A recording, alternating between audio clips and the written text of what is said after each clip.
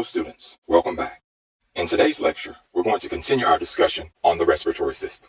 In this lecture, we will identify 22 anatomical features of the respiratory system.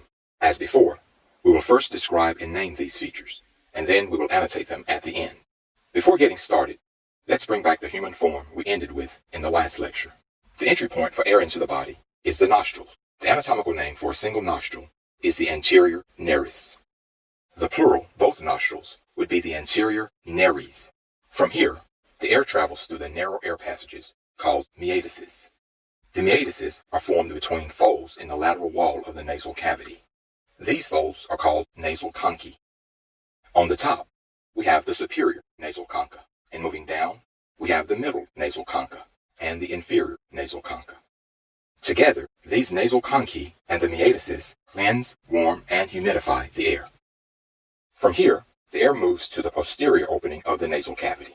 A single opening is called the posterior nares, or the choana. The plural would be the posterior nares, or the choani. From here, the air travels through the upper part of the pharynx. This part of the pharynx behind the nasal cavity is the nasopharynx. The air then moves to the region of the pharynx behind the oral cavity. This is the oropharynx. The air then moves to the last part of the pharynx, behind the larynx. This is the laryngopharynx. Within the pharynx are patches of lymphatic tissue which guard against ingested or inhaled pathogens.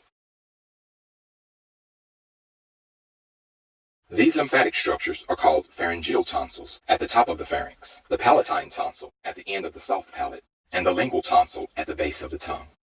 There is a tube which connects the nasopharynx with the middle ear. This tube is called the auditory tube.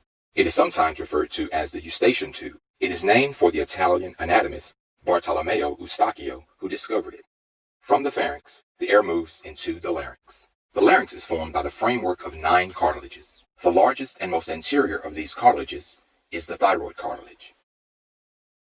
The anterior peak of this cartilage is called the laryngeal prominence, commonly referred to as the Adam's apple. Inferior to the thyroid cartilage is a ring-like cartilage which connects the larynx to the trachea. This cartilage is called the cricoid cartilage. Forming the framework of the trachea are 16 to 20 C-shaped rings of hyaline cartilage. The gap of the C faces posteriorly and allows the esophagus to expand as swallowed food passes by. Shown here are the tracheal cartilages. From the trachea and through the bronchi and bronchioles, the air eventually enters the lungs. The right lung has 3 regions separated by grooves. These regions are the superior, middle, and inferior lobes, and the grooves are called fissures. The left lung has an indentation to allow space for the heart. This indentation is called the cardiac impression. Consequently, the left lung is smaller and only has 2 lobes. Each lung has a superior pointy end and an inferior broad surface. The superior pointy end of each lung is called the apex, and the broad inferior end is called the base.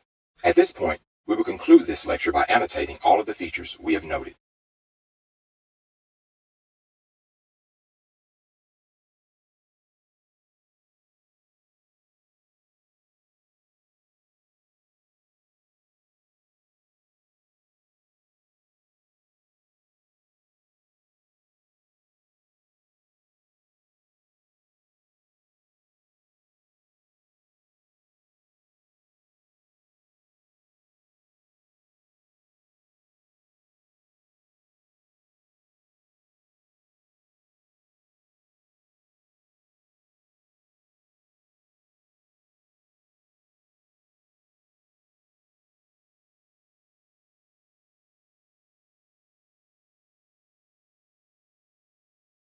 For the smaller features, I have added a larger representation by the annotation for the sake of clarity.